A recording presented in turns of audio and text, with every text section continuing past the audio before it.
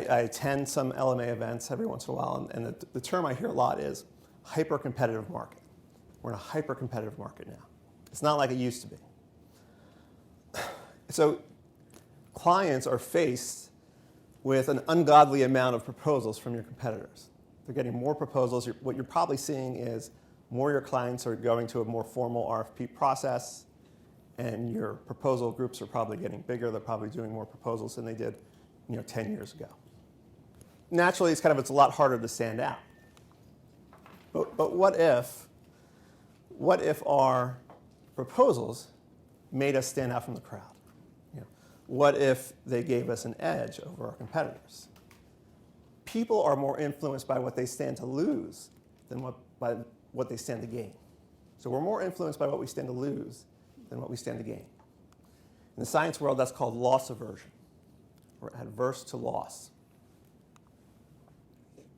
But what have we been taught? What have the marketers been taught? We've been taught, here's what you'll gain. Here's what you'll gain if you hire White & Williams to be your attorney, right? But we just learned that people are more influenced by what they stand to lose than what they stand to gain. And this works psychologically, this works on several levels. The first is loss aversion, which we talked about. The second is scarcity. We find scarcer options more enticing. So that's why diamonds are expensive, because there's a perception that there's very few of them out there, right? And anything that is unique is in nature scarce. So anything that's unique about you is a scarce commodity naturally. So that's kind of how it works psychologically. Next is the only way to beat the incumbent. A mentor of mine used to say, Matt, you can't tie the champ. You got to knock the champ out. I think the whole idea of the relationships, it's overly simplistic and it's a little misleading. So let's look at the science. What do incumbents really have going for them? Well, first, they have something called commitment consistency. So what this means is we feel internal and external pressure to behave consistently, right? So that's why if someone's a Republican and they vote Republican, you're never going to convince them to vote Democrat, and vice versa. Because once you take a stand, you're going to feel this internal and external pressure to remain consistent in your decisions. So if I say choose White & Williams as my law firm, then it's easier for me to choose them again because it's a consistent decision. So I have this pressure to remain consistent in my behaviors. And then there's something called liking, which you hear a lot about, but it's never really quite, it's not ever quite perfectly defined. But what it is that we're familiar. If I worked with White & Williams, I know the people, I'm familiar with them, and we're working towards a common goal. I was going to jail for murder, and they got me off or whatever. So I have that connection with them of this common goal and this commonality, They got my brother off too, But anyway, so that's the psychology of what the incumbents have going for them. So nobody owes your proposal to read, right? Let's do the math here. All right, does anyone, give me the answers here. Does anyone know how many words fit on an 8.5 by 11 page at 12-point font? 600. Awesome. So let's just say your average proposal is about 50 pages. And I typically don't use 12-point font, but let's just use that as an example. So that would be about 30,000 words, right? And let's say your client gets 20 proposals. Well, now we're talking 600,000 words. Now here's another question here. You get extra points for getting this right.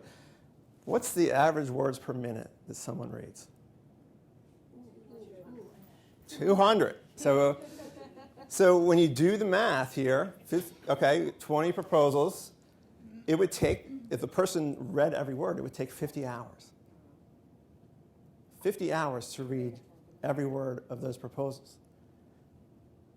And you might think, well, that's kind of their job, to read proposals, right? But unfortunately, nobody has this job. Nobody's job is you sit in a room all day and read proposals, and that's it. You know, you're submitting to a corporate counsel that has about a zillion other things to do. And they don't have they literally do not have 50 hours to read your proposals. So what you're giving them is a mathematical impossibility. But that's the unfortunate reality of our world. So writing a great proposal is not the hard part. The hard part is getting them to read it. That's the hard part. So that's where a tactic, and this is a little bit more an advanced tactic called the knowledge gap, comes in. So what is a knowledge gap? The knowledge gap is the gap between what you know and what you want to know. It's a copywriting tactic of creating this open loop of a knowledge gap. And I'm going to give you some examples, but you see this all the time. And there is an industry that is like the best at it. They're like expert at this because they have to show you one piece of paper and make you decide to buy their product.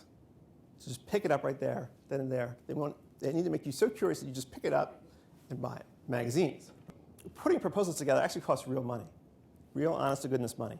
And it's hard for me, sitting at my desk working on a proposal, to think, oh, this is really costing someone money to do.